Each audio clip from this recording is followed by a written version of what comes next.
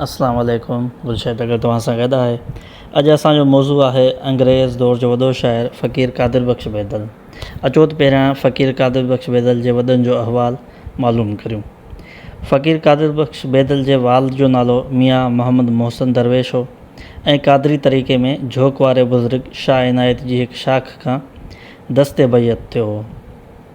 फ़क़ीर मोहम्मद मोहसिन ते संदसि मुर्शिद जो ॿियनि खां वधीक बाझो हथु हो। हिकु भेरे हज़ूर में अर्ज़ु कयईं त क़िबला साईं, हज़ूर जिन जी बातिनी इनायत तमामु घणी आहे पर ज़ाहिरी बि थिए त अहसान थींदो।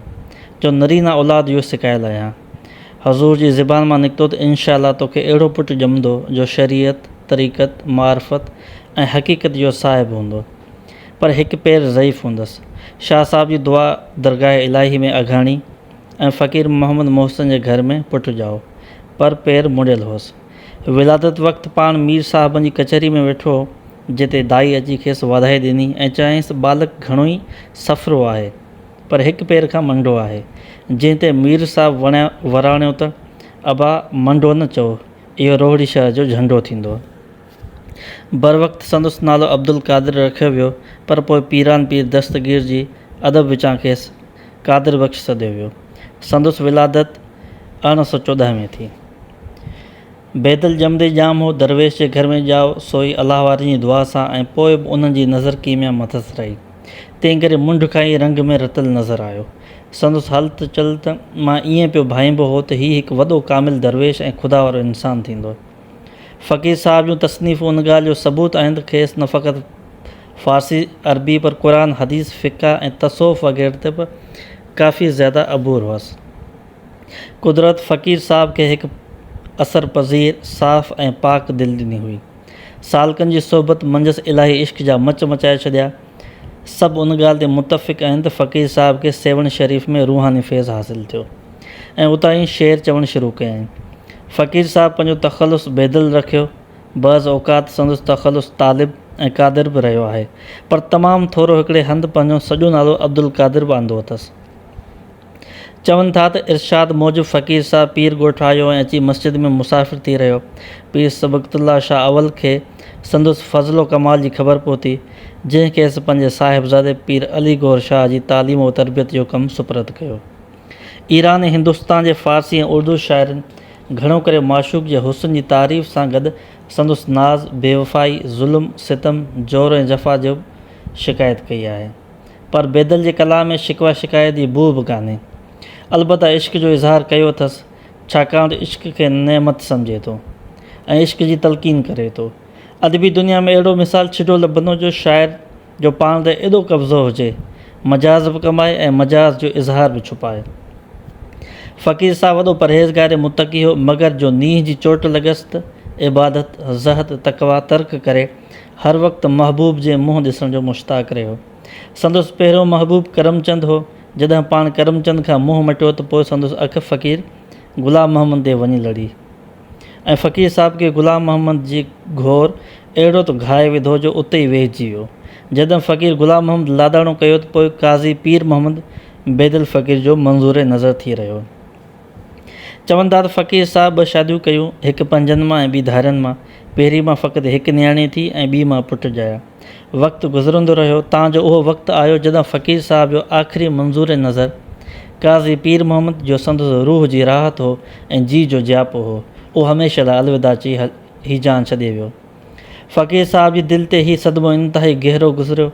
ज़िंदगी वबाल थी पियसि। फ़क़ीर साहिबु ॿिए घर लाइ तयारु थियो।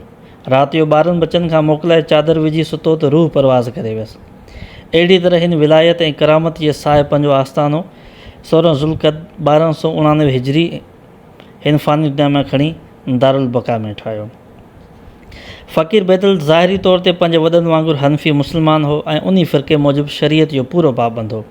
पाण चई त आउं शीहो आहियां, लेकिन शीहनि वांगुरु ख़लीफ़नि खां बेज़ार न आहियां। ऐं सुन्नी आहियां, पर फ़ातिह ख़ैबर हज़रत अली जे 2 ख़लीफ़नि ते फ़ज़ीलत जो क़ाइल आहियां। चवनि था त फ़क़ीर साहिबु सादातनि जी ॾाढी इज़त कंदो हो। सादातनि जो को बि नींगर ईंदो हो त उथी बीहंदो हो। मुहर्रम में शीहनि सां गॾु अज़ादारी बि कंदो हो। संदसि ख़्याल में मज़हबी तअसुब खां आजो ऐं आज़ादु करण वारो आहे फ़क़ति इश्क। जेसीं इंसानु इश्क इख़्तियार न कंदो, तेसीं वहदत जी राह खां गुमराह रहंदो ऐं हक़ीक़त सां हिकु न थी सघंदो। इश्क खे ई रहबर हादी पीर पैगुंबर सम्झे थो, जो वहदत जी राह ॾेखारींदो ऐं जंहिंखे इश्क साणी थी राह ॾेखारे तंहिंखे को कोन गुमराह करे सघंदो। अचो त हाणे ॾिसूं बैदल जी शख़्सियत। बैदल जो उहो ज़मानो आहे जंहिंमें मथसि सचल सरमस जो गहरो असरु पवे थो। नानक यूसुफ सां वक़्तु ब वक़्तु सोबती थिए थो। मकानी माहौल बि उहो आहे जो संदसि वालदे वॾा दरवेश मंश ऐं दरवेश सिफ़त थी गुज़रिया। पाण दरवेशनि जी दुआ सां ॼाओ, दरवेशनि जी दुआ सां शामिलु रही ऐं हमेशह दरवेशनि जी सोबत ऐं फैज़ जो तालिबु रहियो। अहिड़नि असरनि करे संदसि रहणी करणी बिल्कुलु सादी हुई। संदसि असूल हो त अमीर ऐं नवाब जे दर ते न वञिबो, जेके नज़रानो अचे सो सभु नगर में हलाइबो। पंहिंजो आख़िरी आरामगाह अॻी ख़्याल में हाणे उते जी मुराक़बे में वेंदो हो। फ़क़ीर साहिबु दरवेशनि ऐं बुज़ुर्गनि खां फैज़ पिराइण जे ख़्याल सां सैर सफ़र ॾाढो कयो। सेवण शरीफ़ जो त ख़ासि पांधीअड़ो हो। उनखां सवाइ भिटशा, दराज़ा, झोक शरीफ़ ऐं ॿियनि दरगाहनि ते बि फेरा कंदो हो।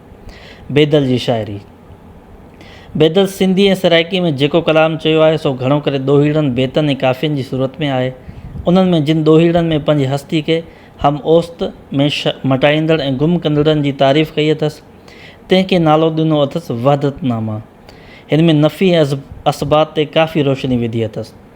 आओ भली आहे यार जानी, वॻो ढके इंसानी। फ़क़ीर साहिब जो इश्किया शेर कुझु तमसीली आहे, कुझु मजाज़ी। तमसीलनि में जेतोणीकि हीर रांझो, उमरमारी, ससी पुनू, समो गंदरी ऐं सुहिणी मेहर आंदा अथसि, पर आहिनि महज़ नाला। उन्हनि मां कंहिंजो बि किसो या कहाणी पेश न कई अथसि। फ़क़ति चंद वाक़िआ ऐं जज़्बा उन्हनि जे सवाह मां रचिया अथसि, जिन में हक़ीक़ी ओर ओरी अथसि, पर उन ते बि हम ओस्त जो रंग ग़ालिबु आहे। जेतोणीकि फ़क़ीर साहिबु पंहिंजी ज़िंदगी घणे क़दुरु इश्क वर्ज़ी में गुज़ारी, ताहम मजाज़ी शेर तमामु थोरो चयो अथसि। उन में बि इश्क जी आहोज़ारी, इंतज़ारी, बेक़रारी, मायूसी ऐं मुब्तलाई जा आम तौर ते इश्क़ शाइरनि जे शेर में ख़ुसूसन उर्दू ऐं फ़ारसी शाइरनि जे कलाम में नज़र अचे थी, सा कान्हे। न वरी माशूक़ जी शिकायत कई अथसि। माशूक़ लाइ हमेशह अहिड़ा लफ़्ज़ इस्तेमालु कया अथसि जिन मां संदसि ख़ुलूस ऐं मुहबत जी गहराई ज़ाहिर आहे। बैदल जेको सिंधी ऐं सराइकी में कलाम चयो आहे सो मौज़ू बि आहे ऐं गैर मौज़ू बि।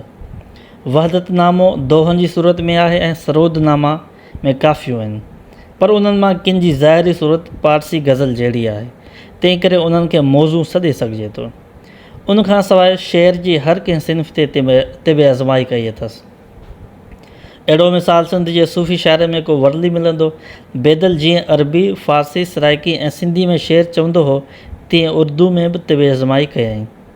ॿोली ऐं लफ़्ज़नि जे लिहाज़ खां बैदल जो मुक़ाबिलो उर्दू जे पहिरें दौर जे शाइरनि सां करे सघिजे थो, पर मज़मून, आफ़रीनी, तख़य्युल जी बुलंदी अहिड़ी अथसि जहिड़ी सिंधी या सराइकी में। संदसि कलाम संदसि ज़िंदगी जो आईनो आहे ऐं मज़हब ऐं तसव्वुफ़ जो रंग ग़ालिबु अथसि।